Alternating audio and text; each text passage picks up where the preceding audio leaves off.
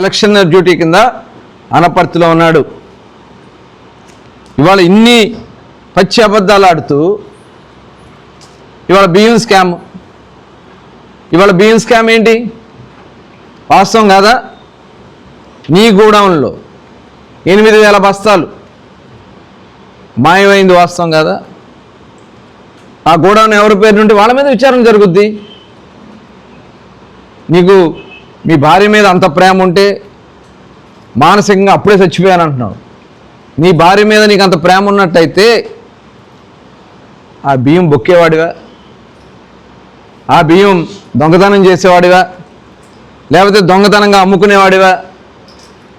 నీ గోడౌన్ నుంచి లారీలు బయలుదేరి కాకినాడ పోర్టుకి వెళ్ళి అక్కడ టోల్ గేట్ల దగ్గర ఎంతెంత టోల్ గేట్ దగ్గర ఏ సమయంలో కట్టారో మొత్తం కూడా కేసులో రికార్డ్ అయి ఉంది. ఇంకా నువ్వు బొంకాలని చెప్పి ప్రయత్నిస్తున్నావు. నీ భార్య మీద ప్రేమ ఉన్నాడు అయితే నువ్వు అలాంటి తప్పుడు పనులు చేయవే. ఇవాళ నీతి కౌరులు చెప్తా ఉన్నావు. ఇవాళ ఆ రోజున పూర్తి విచారణ చేస్తావు. అందరికంటే ముందు కోర్టు పరిగెడతావు కదా. నిన్న పట్టాలతో కూడా పేపర్లో సంవత్సరం అయింది దీని మీద ఏంటి అని చెప్పి పేపర్లో వార్త వస్తే కోర్టుకి వెళ్ళావు. నిన్న కోర్టు కూడా పేపర్లో వచ్చిన వార్త మీద నువ్వు వచ్చేస్తావా అని చెప్పి కోర్టు కూడా మీ బెయిల్ని తిరస్కరించారు. ఇంకా నీకు సిగ్గు రాకపోతే అసలు మనిషి జన్మెత్తితే కదా నిన్ను వాడుగా బఫూన్లా చూస్తా ఉన్నారు ఆంధ్ర రాష్ట్రంలో. నువ్వు గుర్తుపెట్టుకో. ఏదో ప్రెస్ మీట్ పెట్టేసి నేనేదో మాట్లాడేశాను లేకపోతే సోషల్ మీడియాలో వదిలేశాను అనుకుంటున్నావేమో. నువ్వు ఒక బఫూన్. ఇంకా బఫూన్ అయినా కొద్దిగా నవ్వుతారు, నిన్ను చూసి వ్యవహించుకుంటున్నారు. చిచి ఇలాంటివాడా అని చెప్పి. నిజంగా పరువు తీస్తున్నావు, బందరు పరువు తీస్తున్నావు. డబ్బులు కట్టేశాను అన్నావు. నువ్వే చెప్పావు కదా. 80 లక్షలు అయింది ఖరీదు. 80 లక్షలకి 1,70,00,000 ఫైన్తో వేశారు. ఆ ఫైన్ కూడా కలిపి నేను 1 కోటి రూపాయలు కట్టేశానని చెప్పి నువ్వు మాట్లాడుతున్నావంటే తప్పు చేసిందని నువ్వే ఒప్పుకున్నావు. బియ్యం కొట్టేశానని ఒప్పుకున్నావు. ఇంకా బొంకే కార్యక్రమాలు చేస్తూ ఉన్నావు. ఒక దొంగవి నువ్వు అసలు రాజకీయాలకే పనికిరావు. ఖచ్చితంగా ఇలాంటి వ్యక్తుల మీద అనర్హత వేయాలి. ఆ కుటుంబాన్ని అనర్హత వేయాలి. రాజకీయాల్లో పోటీ చేయడానికి అర్హులు కాకుండా చేయాల్సినటువంటి అవసరం ఉంది. ప్రభుత్వ సొమ్ముని కొట్టేస్తే ఇంకా వచ్చి నువ్వు ప్రెస్ మీట్ల ముందు మాట్లాడుతున్నావంటే ఖచ్చితంగా దీని మీద చాలా సీరియస్గా వెళ్తాం. దాంట్లో సమస్య లేదు. నిన్ను వదిలిపెట్టే సమస్య లేదు. పేరు నాని గుర్తుపెట్టుకో.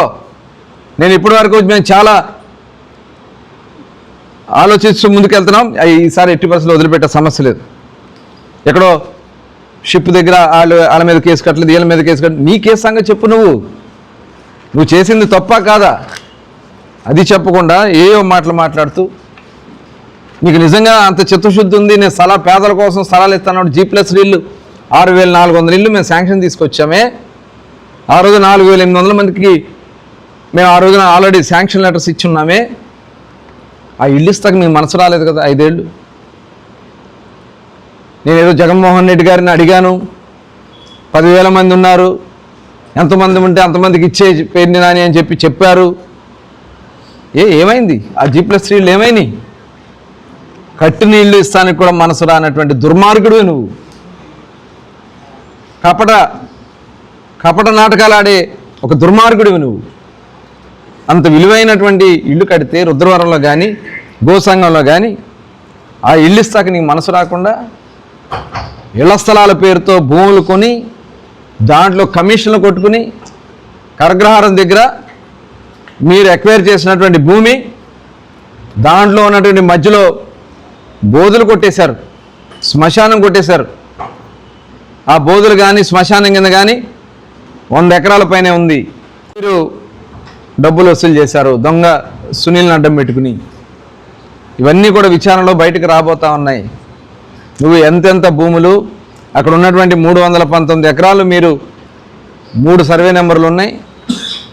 ఆ 3 సర్వే నెంబర్లో బోధుల కింద ఉన్నటువంటి భూమి కానీ శ్మశానం భూమి కానీ అక్కడ ఉన్నటువంటి కొంత పోరంబోక్ కానీ ఇవన్నీ కూడా కలుపుకుని ఇవి కాకుండా ఎకరాకి 10 లక్షల రూపాయలు చెప్పిన కమిషన్ కొట్టుకున్నావు. 5 నుంచి 10 లక్షల రూపాయలు. ఈ వాస్తవం కాదా? ఇవాళ ఇవన్నీ కూడా బయటకు వచ్చేటప్పటికి ఎక్కడ బయటకు వచ్చేస్తాయో అని చెప్పి భయపడతా ఉన్నావు, గడగడలాడిపోతా ఉన్నావు.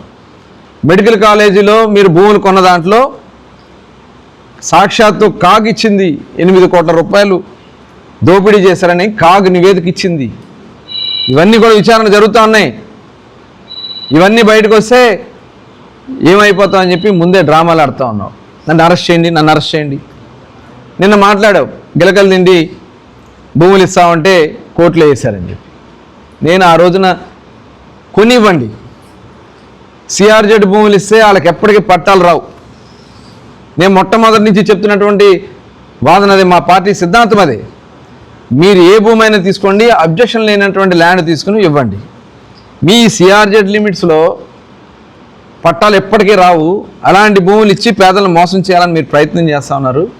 అది కరెక్ట్ కాదని చెప్తే దాని మీద కొంతమంది కోర్టుకి వెళ్తే, నా బంధువు వెళ్ళాడు కోర్టుకి వెళ్ళారు. అయితే నువ్వు ప్రూవ్ చేయాలిగా కాదని.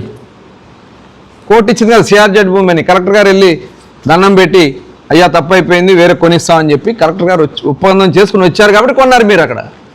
నేనేదో బందర్కోటలో కొన్నా, దాంట్లో కూడా కమిషన్లు కొట్టుకున్నారు. ఎకరాకి 5 లక్షల రూపాయలు చొప్పున. ఎవరెవరి దగ్గర ఎంతెంత తీసుకున్నారు మొత్తం వివరాలు మా దగ్గర లేక కాదు. అవన్నీ సిఆర్జెడ్ భూములు అని తెలిసినా కూడా దాన్ని కొట్టేసి ఇవన్నీ మీరు మాట్లాడుతూ ఉన్నారంటే ఇంకా సిగ్గు అనిపించాలి. శారదానగర్లో కొన్నాం, ఉలింగిపాలెంలో కొన్నాం. ఇవాళ మీరు గతంలో ఇచ్చినటువంటి బందరకోట భూములు ఇప్పటికీ ఇంకా కోర్టులో ఉన్నాయి. వాళ్ళకి పట్టాలు లేవు.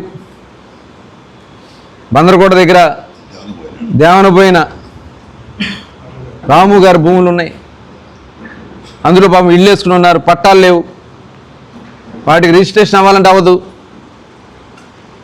అలాంటివి చెయ్యొద్దు. కరెక్ట్ భూములు కొనండి. ప్రభుత్వం డబ్బులు ఇస్తానంది, కొని మంచి భూములు ఇవ్వని చెప్పడం మేము చేసిన తప్ప. ఇదంతా ఒక దుర్మార్గమైనటువంటి కార్యక్రమాలు చేసి మీరు దోచుకోవడానికి, కమిషన్లు కొట్టుకోవడానికి మాట్లాడుతున్నటువంటి విధానం. కుమ్మరిగూడెం అన్నారు. కుమ్మరిగూడెం అది వాటర్ బాడీ. వాళ్ళు మోసపోయారు మీ వల్ల. వాళ్ళందరూ కూడా వెళ్ళి ఏదో రేకులు వేసుకుని వేసుకుని మీ వల్ల మోసపోయినటువంటి సందర్భాన్ని ఈ సందర్భంగా మరొకసారి తెలియజేస్తా ఉన్నాను. అలాగే 5వ వార్డులో స్ట్రీట్ ఫీల్డ్ 361/361 SF/361. అసలు SF/361లో అసలు ఆ సర్వే నెంబర్ ఉందా? స్ట్రీట్ ఫీల్డ్ అనేది ఉంటుందా? ఎందుకు ఇలాంటి తప్పుడు అయినటువంటి పట్టాలు మీరు సృష్టించి ఇచ్చి వాటి గురించి అడిగితే మీరు సమాధానం చెప్పలేక ఏదేదో పిచ్చి పిచ్చి వాగుడంతా వాగుతున్నారు. రండి, వెళ్దాం రండి. ఇది ఎప్పటికైనా స్ట్రీట్ ఫీల్డ్ అన్న దానికి పట్టాలు వస్తాయా? కక్ష సాధింపుగా పెట్టి ఏదైతే అక్కడ ఉన్నటువంటి బెరాకా మందిరం మీద అవతల ఉన్నటువంటి మన కొండపల్లి వాళ్ళ బిల్డింగ్లు కొట్టడానికి 130 అడుగులు పెట్టావే. అసలు బందర్లో ఎక్కడన్నా 130 అడుగులు అవసరం ఉందా? మెయిన్ రోడ్డే 80 అడుగులు. ఉద్దేశపూర్వకంగా కక్ష సాధింపుగా 130 అడుగులు పెట్టించి పెద్ద బిల్డింగ్ను శాంతం పగలగొట్టినటువంటి వ్యక్తివి నువ్వు మాట్లాడతావు. అసలు లేనటువంటి సర్వే నెంబర్కి పట్టాలు ఇచ్చేసి బొంకుతా ఉన్నావు. ఇవన్నీ కూడా చాలా చాలా దుర్మార్గమైనటువంటి కార్యక్రమాలు మీరు చేసి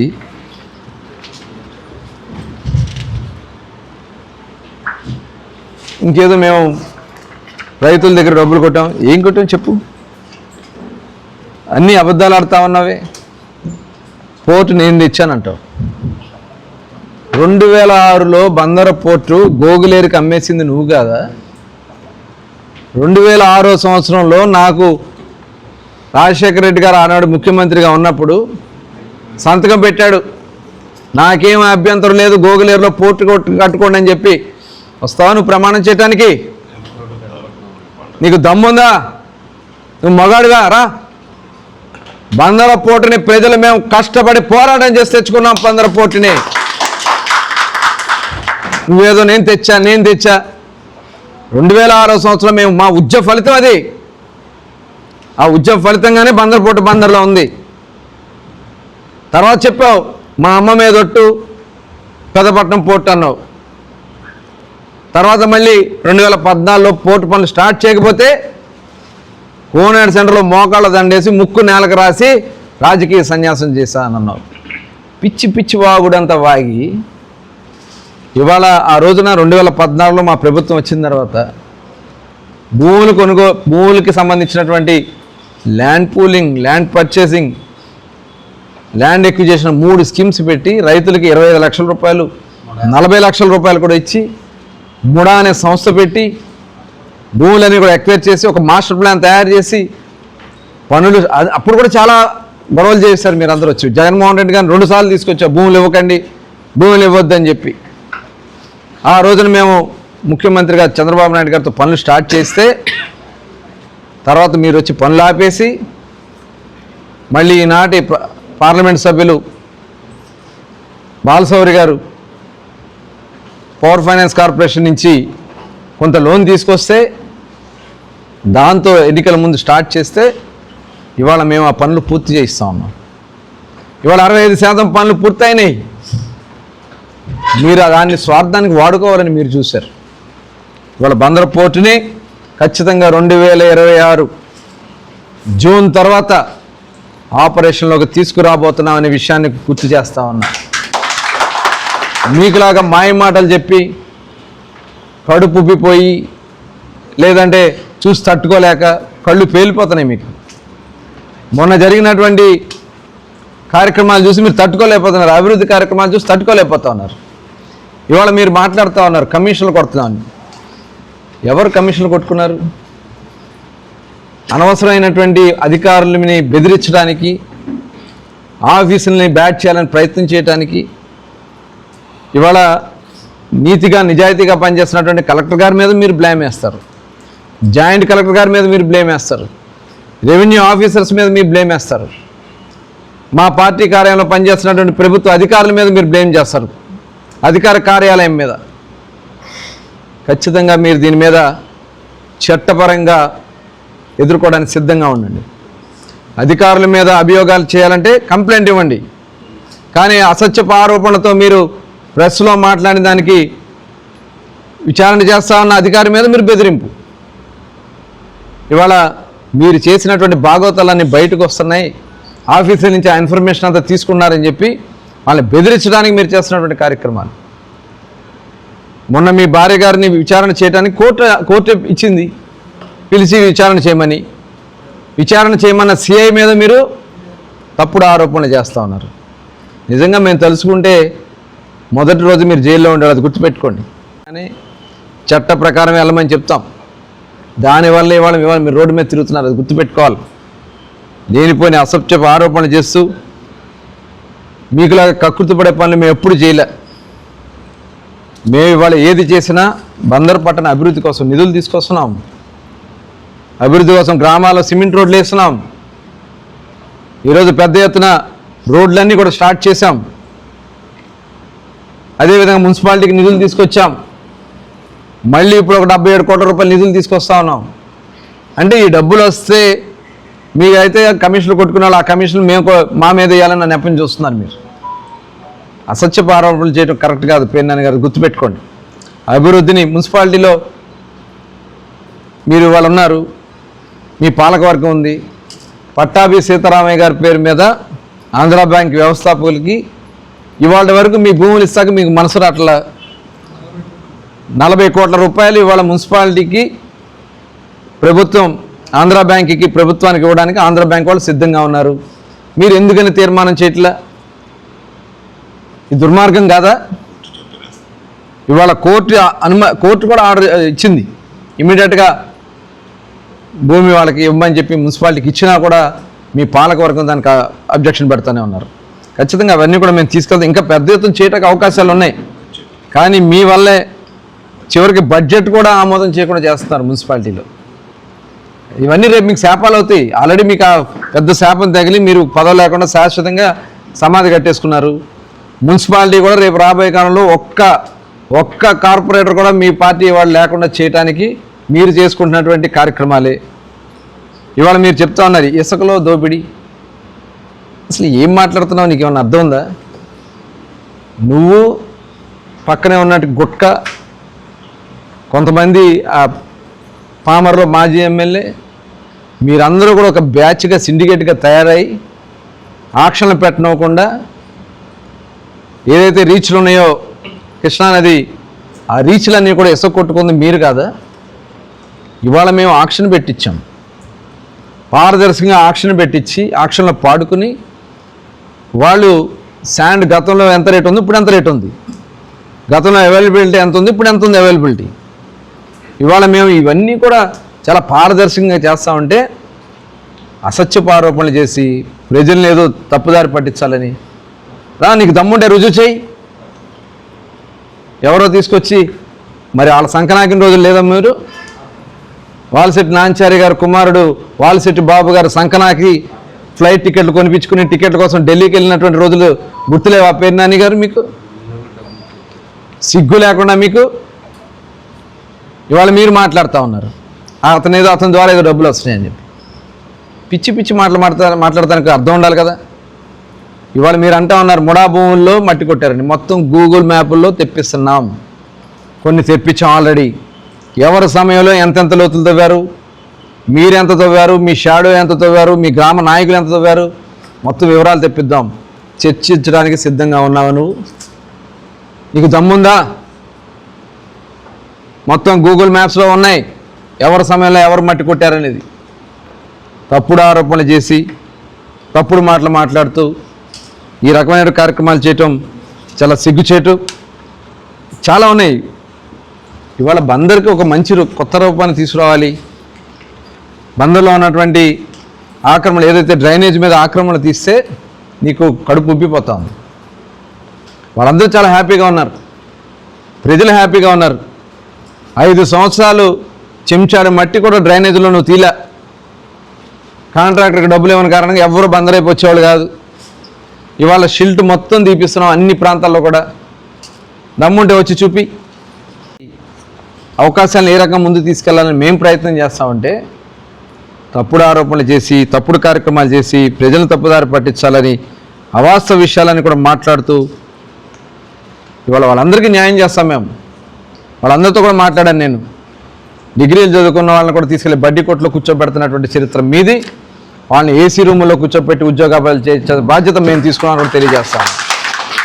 మీకులాగా ఏ రకంగా మీ కార్యకర్తలను దోపిడీ చేయాలా ఇలాంటి కార్యక్రమాలు మీరు చేశారు.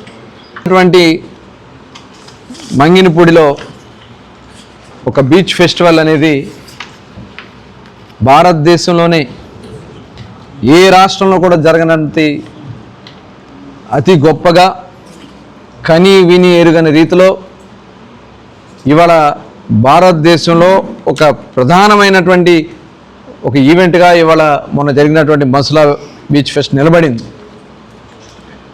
ఇవాళ నువ్వు చెప్తా ఉన్నావు అయిపోయింది ఇప్పుడు ఏముంది తర్వాత అంటావు. ఇవాళ దాన్ని ఒక టూరిజం స్పాట్ కింద తయారు చేయాలి. ఆ టూరిజం స్పాట్ కింద రేపు నేను ఆల్రెడీ ముందే చెప్పాను మీకు, ప్రతిరోజు అక్కడ కొన్ని వేల మంది రాబోతూ ఉన్నారు, కొన్ని వేల కోట్ల ఇన్వెస్ట్మెంట్ రాబోతూ ఉన్నాయి. దానికి కావాల్సినటువంటి ఇన్ఫ్రాస్ట్రక్చర్ అంతా మనం తయారు చేస్తున్నాం. ఒక ప్రణాళికాబద్ధంగానే మేము ముందుకు వెళ్తున్నాం. అంత ఖర్చు అయిపోయింది ఇంత ఖర్చు అయిపోయింది అన్నారు. మీరు ఏదన్నా ఒక కార్యక్రమం చేశారు ఆ బీచ్లో? ఆ రోజున 5 కోట్ల రూపాయలు పెట్టి ఎన్ఆర్జీఎస్లో పెట్టించి దగ్గర 3.5-4 కోట్లు పెట్టి మట్టి పొడిపించాం. 5 కోట్ల రూపాయలతో వాళ్ళు ఇంటర్నల్ రోడ్స్ వేయించాం. మళ్ళీ 10 కోట్లు తీసుకొస్తే దాన్ని మీరు ఉపయోగించుకోలేకపోయారు. ఇవాళ మళ్ళీ మేము దాన్ని ఒక వైభవాన్ని తీసుకురావడానికి ఒక ఐకానిక్ స్ట్రక్చర్ తయారు చేసాం. అలాగే అక్కడ ఒక 100 ఫీట్ ఫ్లాగ్ ఏర్పాటు చేయించాం. దాదాపు 15 నుంచి 20 లక్షల మంది ప్రజలు 4 రోజుల పాటు అక్కడికి విచ్చేశారు.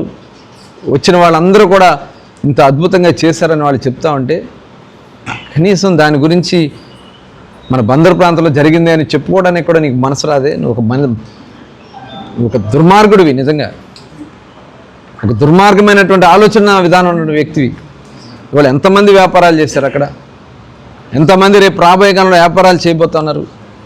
ఒక ప్రణాళికాబద్ధంగా ఆలోచించే ఆలోచన ఉన్నటువంటి ప్రభుత్వం మాది.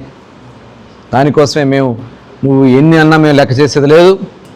ఇవాళ బందర్ పోర్టు పన్నులు 1 ఇయర్లో పూర్తి చేసుకోబోతున్నాం. మచిలీపట్నం ఒక టూరిజం హబ్ కింద మంగినపూడి బీచ్ని నిలబెట్టబోతున్నాం. అదేవిధంగా ఒక ఇండస్ట్రియల్ పార్క్, దాదాపు ఒక 7,000 ఎకరాల్లో ఇండస్ట్రియల్ పార్క్ని ఇక్కడ ఏర్పాటు చేయబోతున్నాం. MSME స్కీమ్స్ కింద ఒక 4-5 ప్లేసుల్లో యూత్ కోసం ఒక పార్క్ని ఏర్పాటు చేయబోతున్నాం. అలాగే త్వరలోనే ప్రతి 3 నెలలకి ఒకసారి జాబ్ మేళా కండక్ట్ చేసి 3 నెలలకి మినిమం ఒక 200-300 మందికి ఎంప్లాయ్మెంట్ వచ్చే విధంగా చేయబోతున్నాం. అలాగే ఏదైతే MSMEలో కూడా కొంతమందితో చిన్న చిన్న యూనిట్లు పెట్టించి అటు గవర్నమెంట్ ఆఫ్ ఇండియాతో కానీ రాష్ట్ర ప్రభుత్వం నుంచి కానీ కార్పొరేషన్ నుంచి కానీ వాళ్ళకు నిధులు కేటాయింపు చేసి వాళ్ళని ఆర్థికంగా బలోపేతం చేయాలనే లక్ష్యంతో మేము పనిచేస్తూ ఉన్నాం. అదేవిధంగా మచిలీపట్నంలో ఉన్నటువంటి రోడ్లన్నీ కూడా సుందర నగరంగా మచిలీపట్నాన్ని నిర్మాణం చేయబోతా ఉన్నాం. ముందుకెళ్తాం. నువ్వు చేసినటువంటి పాపాలు నిన్ను వెంటాడతాయి. నిన్ను నిద్రలేని రాత్రులే, గతంలో కూడా చెప్పాం, నిద్రలేని రాత్రులే గతంలో కూడా నువ్వు చేసినటువంటి పాపాలే. మేము చేసినవి కాదు కదా, మేము సృష్టించినవి కాదు కదా. దొంగ పట్టాలు మేమన్నా సృష్టించామా? బియ్యం కొట్టేయడం మేమన్నా సృష్టించామా? అవన్నీ నువ్వు చేసుకున్న పాపమే. బినామీ పేర్లతో మీ అత్తమామలు అన్నాడు పేర్లు పడంలో అన్నీ కూడా మార్పించుకున్నావు. ఇవాళ మీ అనుయాయులు ఎవరెవరి పేరుని ఎంతెంత చేసో ఆల్రెడీ చిట్టా వెళ్ళిపోయింది. దాని మీద విచారణ జరుగుతుంది, స్టార్ట్ అవుతుంది.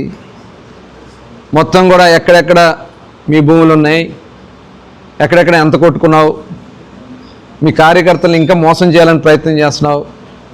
నేను ఈ సందర్భంగా వైఎస్ఆర్ పార్టీ నాయకులకి కార్యకర్తలకు చెప్తా ఉన్నా, మీరు పేరునాని పట్టుకుంటే ఒక్కతో ఒక పట్టుకుని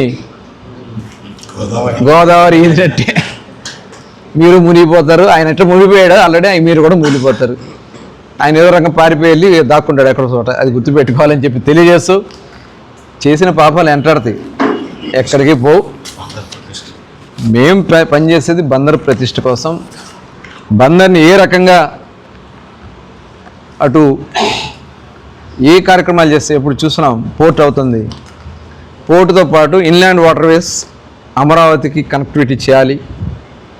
దానికి కావాల్సిన ప్రణాళికలు మేము తయారు చేస్తాం. మీరు ఒకటి చేయండి, నేను ఇది చేశాను చెప్పానండి. మెడికల్ కాలేజీ మేము ఆలోచన, బందర పోర్టు మేము ప్రారంభించినటువంటి కార్యక్రమాలే. ఇవాళ మీరు ఇంకా G+3 ఇళ్ళు మేము చేసిన కార్యక్రమాలే. మీరు ఏం చేశారా 5 సంవత్సరాల్లో? ఇప్పుడు 3 సార్లు చేశారు ఎమ్మెల్యేగా. బందరపట్నం కోసం మీరు ఏదన్నా చేశారా?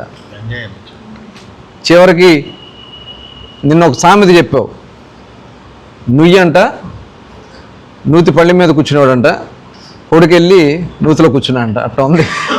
అది ఎవరి గురించి చెప్పావు, అది నీకే తగ్గుతుంది, గుర్తుపెట్టుకో. మీ నాన్నగారి గురించి అట్లా చెప్పేవాళ్ళు, తర్వాత నీ గురించి చెప్పారు, నీ కొడుకు గురించి కూడా చెప్పుకుంటున్నారు. ఇంకా నీకు సిగ్గు రాకపోతే ఎట్టగయ్యా? వయసు వచ్చింది, భార్య పిల్లలు ఉన్నారు. ఇంకా మీరు ఈ రకంగా చేసి బందరు ప్రతిష్టను దిగజార్చాలని ప్రయత్నం చేస్తే అది జరగదు. మేము అటు కేంద్ర రాష్ట్ర ప్రభుత్వాల సహకారంతో బందర పట్టణానికి ఒక నూతన ఆలోచన విధానంతో ప్రజల భాగస్వామ్యంతో మేము తెలియజేస్తాం. చేస్తున్నారు ఇప్పుడు ఆయన పారిపోయాడు. ఇప్పుడు అతనికి ఏంటంటే నిద్ర పడతలా, చేసిన పాపం. ఇప్పుడు నేను చాలామందిని చూసాను, చిన్నప్పుడు చెప్పేవాళ్ళు అన్నంలో పురుగులు కనపడతాయి అంట. ఒక ఆయనకి అంటే అంత ముదనష్టపు సంపాదిస్తే పురుగులు కనపడేయండి, అన్నం తినలేకపోయాడు అంట. అట్లాగే ఆయన ముదనష్టం చేశాడు కాబట్టి, పాపాలు చేశాడు కాబట్టి అవన్నీ కూడా వెంటాడుతున్నాయి. ఎప్పుడు అరెస్ట్ చేస్తారా అంతే తప్ప టైం వచ్చినప్పుడు ఎవరిని ఆపలేరు. చేసిన పాపాలు వెంటాడుతాయి అంతే. ఇంకా చాలా ఉన్నాయి. చాలా ఇళ్ల పట్టాలు ఇచ్చినదే, లేకపోతే బియ్యం ఇచ్చినదే, ఇంకా చాలా ఉన్నాయి. ప్రజల్ని మోసం చేసి దోచుకున్నటువంటి ధనాన్ని మొత్తం కూడా కక్కిస్తాం.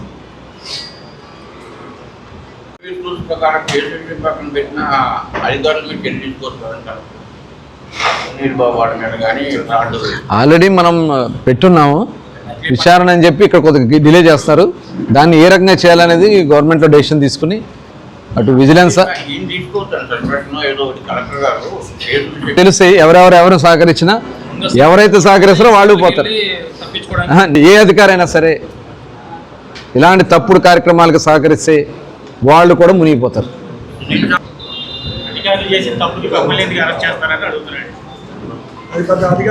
అధికారులు ఎవరు చెప్తే చేశారు ఇక్కడ ఉంటుంది కదా. వైఎస్ఆర్ పార్టీ నాయకుడు పేర్ని నానికి మతి భ్రమించినట్లుంది, లేకపోతే అరెస్ట్ భయంతో పిచ్చి పిచ్చి ప్రాలాపనలన్నీ మాట్లాడుతూ ఉన్నారు. చరిత్రలో చూసాం, అనేక మంది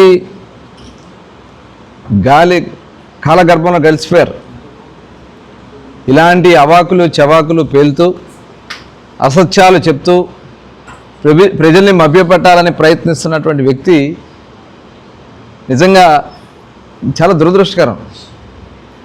నిన్న ఆయన మాట్లాడిన మాటల్లో ఒక్కటి కూడా వాస్తవం లేకుండా అవాస్తవాలు మాట్లాడుతూ చేసింది తప్పు, ఆ తప్పుని కప్పిపుచ్చుకోవడానికి బురద జల్లే కార్యక్రమాలు.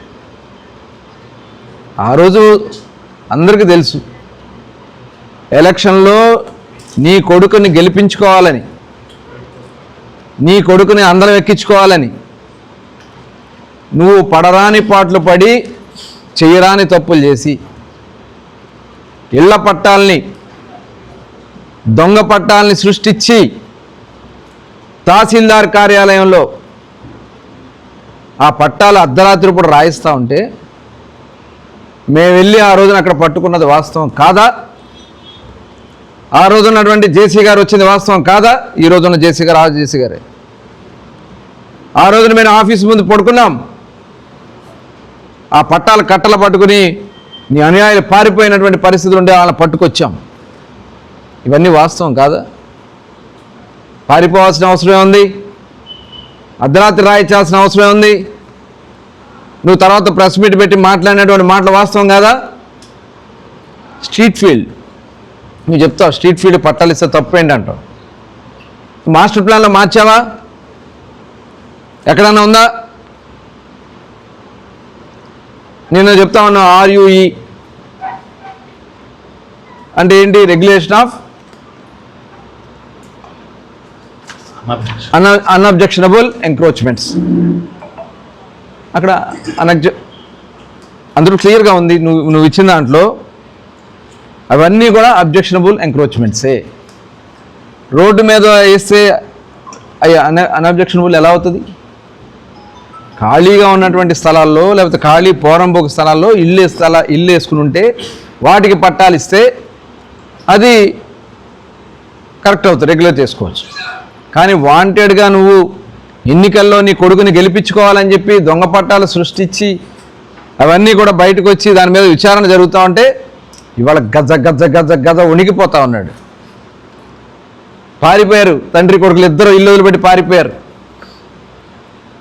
ఆ రోజున మీరు చెప్తా ఉన్నారు సునీల్,